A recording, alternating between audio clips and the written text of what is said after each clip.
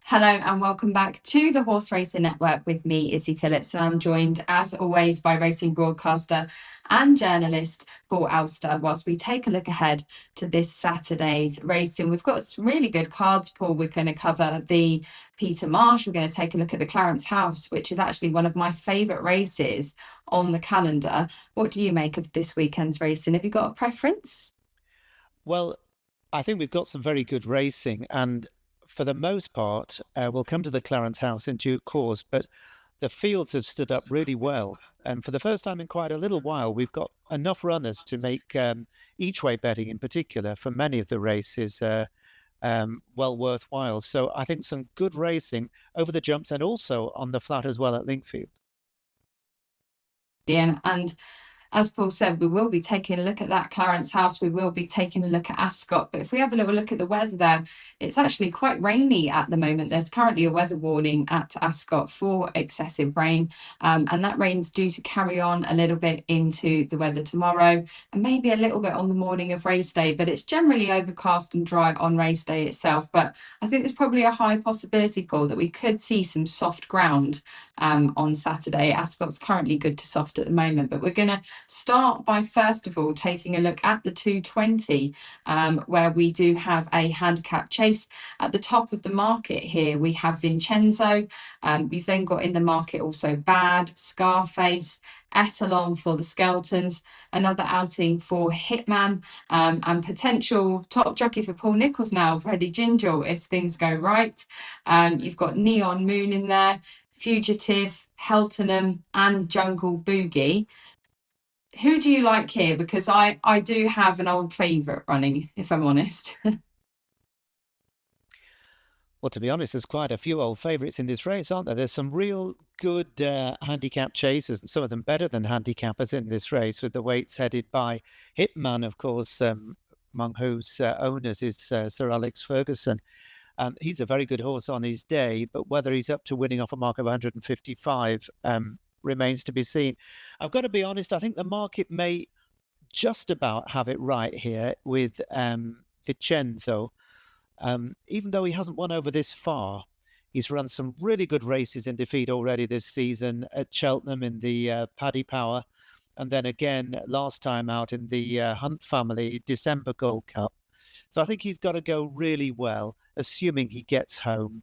And I would imagine that he probably will. But a few weeks ago, both myself and Jack, who was with us on that occasion, were interested in Jungle Boogie, who was running at Cheltenham on his first start for a very long time. He actually ran well for a very long way before he got tired. Now, it seemed that he wasn't maybe as fit as we hoped he might be first time out, and it's been dropped 4 pounds since then.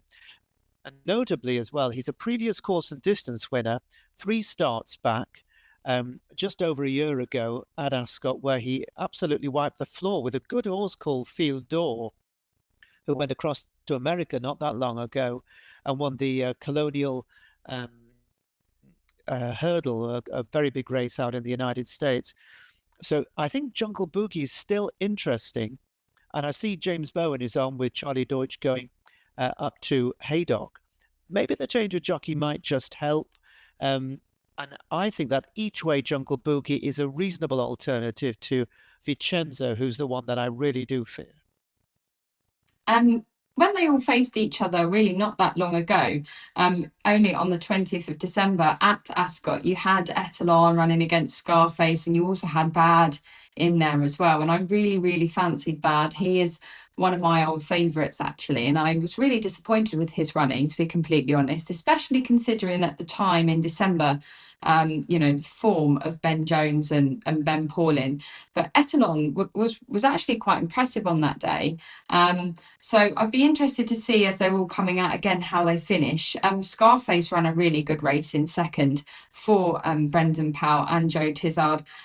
They're still having a couple of winners. So is Ben Paulin, and so are the Skeltons. But I don't know if I have a particularly strong preference in this race, or whether I feel like, really what would be the reason that maybe Etalon didn't get that win again. I know that the weights have juggled about a little bit between them, but yeah, Bad's run was so bad that I was really disappointed, if I'm completely honest, because I do keep following him. Yeah. But the reality is that last time, he was giving Bad, Etalon was getting only a few pounds from Bad, and now they're just about running off level weights. But you run it by 2.5 lengths over Scarface. So I think it could be between Scarface and Etalon again here.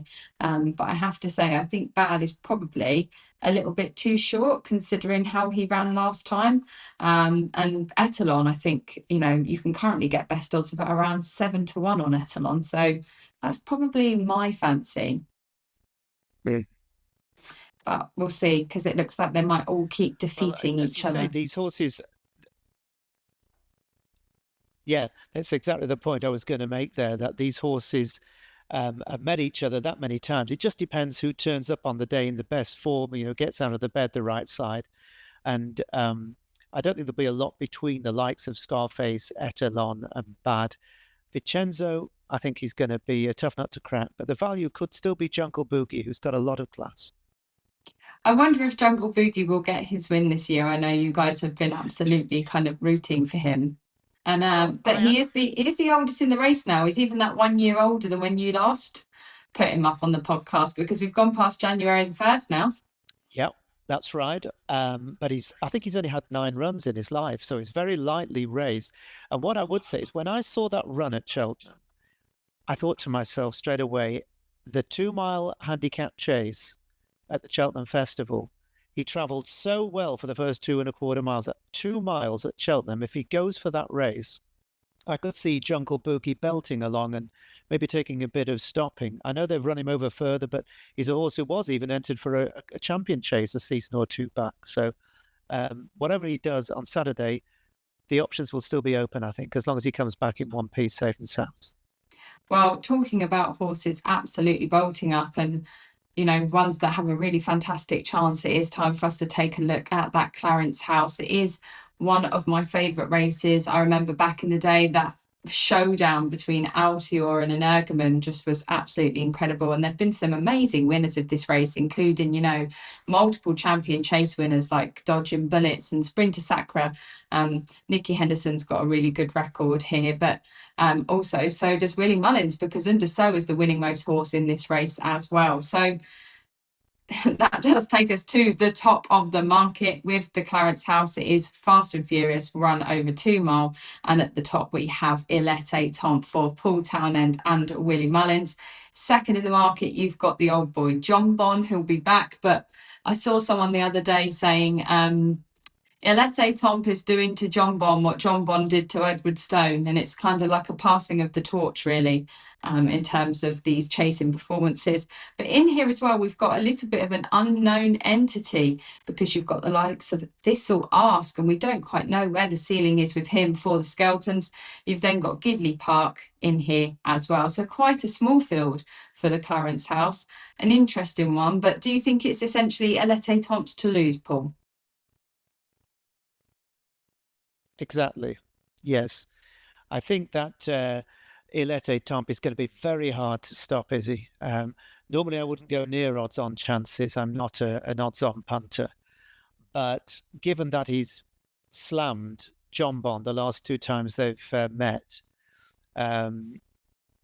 including right-handed at Sandown last time, and the time before in the celebration chase, I can't see John Bond turning it around. I know some people will hope that maybe the Harry Cobden factor is having his first big ride now for JP McManus, having been signed up by JP to take over in May all the rides. So Nico de Bonville is not going to be on board John Bond this time. But John Bond's been a wonderful horse in his time, and he's still very high class. But I do think that Ilete Tomp is a really top-notch 2 mile chaser. I think he'll win the champion chase, and I think he'll win this on his way to it. Of the two outsiders, I think Gidley Park is quite interesting, because he was only narrowly beaten by Impere Pass in the Manifesto Novice Chase at Aintree at the end of last season. And then second to Django By, who's probably going to be my Gold Cup horse this season, as it happens, over 2 miles 5. last time, and I think the drop back in trip is really going to help him. So I can see him stepping up and getting involved, but I can't see Il Ete Tom being beaten by a 4. No, and I do agree with you. I think that it is essentially Alette Tomps to lose. In terms of who's going to come in second, though, and who's going to follow him home, even though I'm a massive John Bon fan, and I'll probably have a little heart bet just in case, but Thistle Ask is the horse I'm probably the most excited about here, just because he's kind of burst onto the scene. He's been so impressive in all of his races. And, you know, when they were sort of talking about the champion chase, you sort of thought, wow, that's kind of come out of nowhere. But actually, this will be a really good marker of whether he can kind of throw down with the best of them. Do I think he's a better horse than Ilete Tom? To be honest with you, I don't actually know because we can't tell because we haven't seen him in again this sort of in against this sort of opposition. With the horses we've obviously seen him against aren't as good, and he's absolutely blown them out of the water. So it'd be good to see if he sort of really does take his place here and put in a good performance. So I think he's a good. I actually think he's a good price to spring a little bit of a surprise because he very well could do it, but. I think what I'll probably do is look at maybe a forecast for Alette Tom to beat Thistle Ask. And I think I'll be questioning whether I think Thistle Ask now is a better horse than John Bon, is the sort of question that I think I'll be asking myself in this race. Yeah, I think you'd make a good point about where the ceiling is with this horse because he's improved 43 pounds since October. And that's a huge amount. You know, there's more than 20 bags of sugar if you imagine trying to schlep that around. That's how much this horse has improved. And Dan Skelton knows a really good horse when he sees one. So he obviously feels that the horse is improving a lot, but he's already 9 years old. It will be some performance, I think, if he could step up to Grade 1 company, having run off a handicap mark of 115 only 12 weeks ago. I mean, that would be quite extraordinary, but we'll see. You know, it's a race like any other and anything can happen.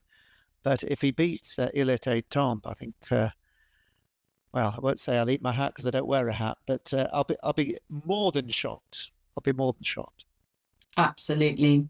But that is all we're going to be looking at Ascot, rainy old Ascot, but we're heading over to Haydock where conditions are a little drier. There isn't really any rain in the forecast. So we're looking at good to soft ground at Haydock, where we're going to take a look at the Peter Marsh. It will be running at 2 o'clock on Saturday. And there's a really nice field here, Paul. We've got Town top of the market at the moment, but it's all quite close because you've also got Confusion. You've got Johnny who you'd have been absolutely spitting blood if you backed him last time because he was flying in the closing stages of the race. You've got the old boy Royal Pagaille who put in a fantastic performance last time out here at Haydock when he went down to Grey Dawning in that Haydock Betfair Chase. You've also got Richmond Lake in here, Imperial Saint, Nassalam, and that is all for the field. Do you fancy Town at the top of the market?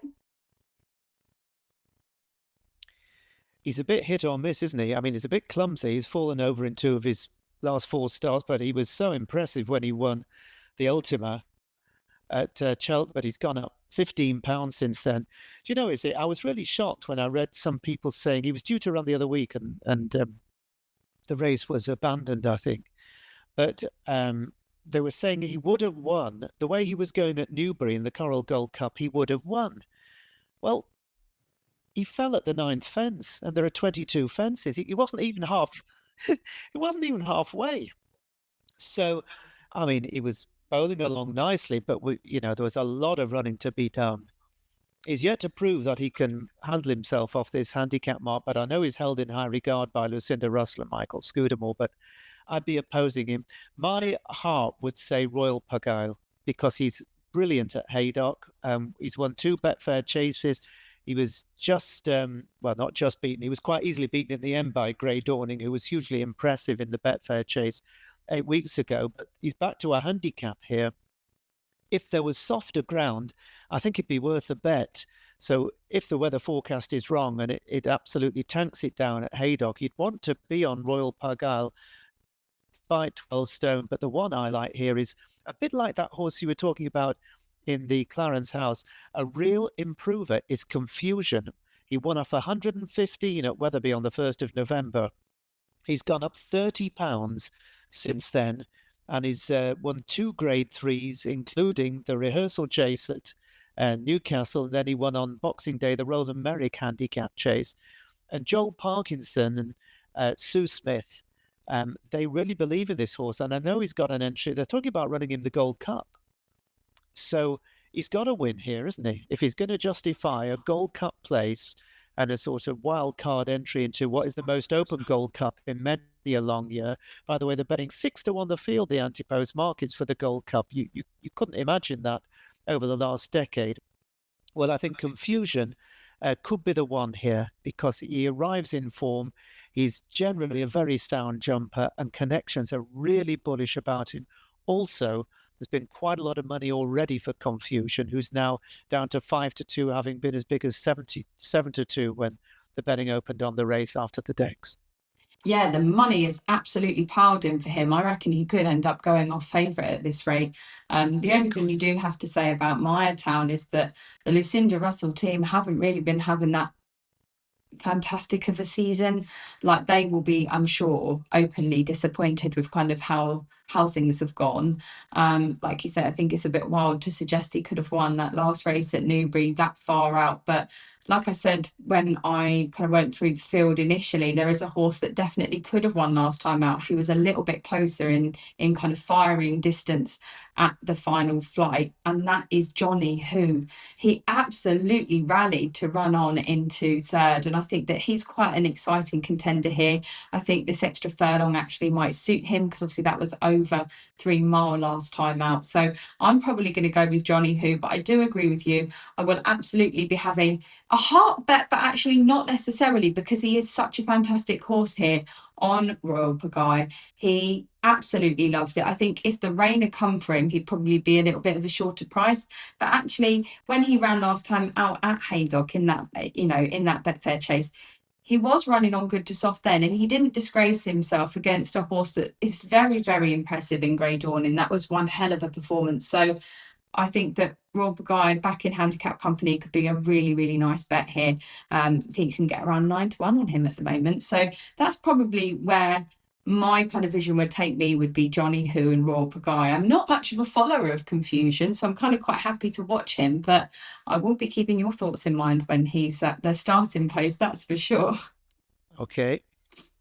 Outside of the exciting National Hunt racing we have this Saturday, we do have some really good action at the all-weather at Lingfield. We've got £110,000 for the winner of the is it the Berkshire Oaks? The winter. Why did I say Berkshire? I've got the Winter Millions in my head. Ascot. You've got the So Ascot. let me just do that one again. Okay. Sorry.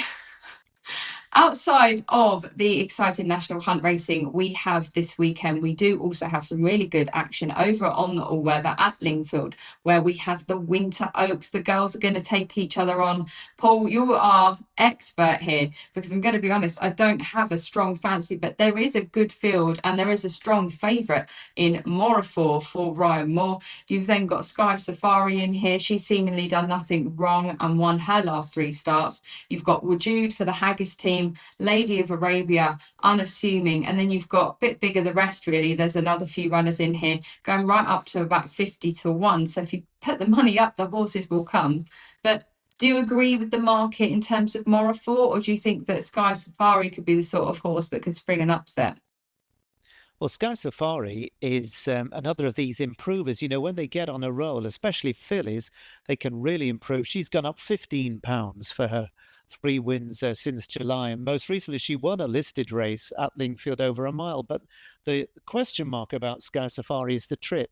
We're going over a mile and a quarter here.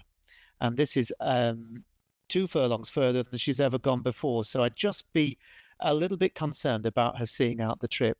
And Morafor represents John and Thady Gosden and Ryan Moore, and the bookies are always going to be wary, but 6-4 is a very skinny price. She won very nicely in a good handicap over the course and distance last time, and this of course is a handicap, which makes this particular Winter Oaks race probably more interesting than it otherwise would be. And because of that, I'd say the 2 horses to have a good look at here for value, first of all, a Wood Jude for William Haggis and Tom Marquand, who is a progressive sort. She does stay. She was fifth in a decent listed race at Salisbury. Forget her last run at the end of the season on soft ground. She hated it. So William Haggis, great trainer that he is, might well have had this race in mind. She comes back off a 106-day break. She's around an 8-1 shot top price. But the value, I think, could be with number 6 on the card, True Colours, with Holly Doyle riding for Marco Botti. Now, this filly won over a mile at Chelmsford in May. Then she won over the extended mile.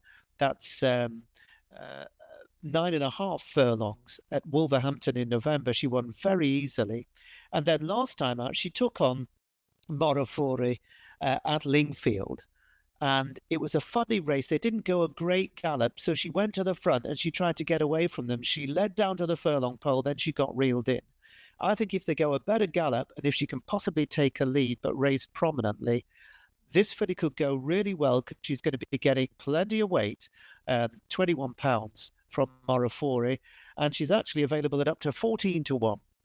So I think each way at the weights, you've got to give True Colours a chance, especially if they go a reasonable gallop. And I think there's a good chance that there might be one or two that want to go forward in this race.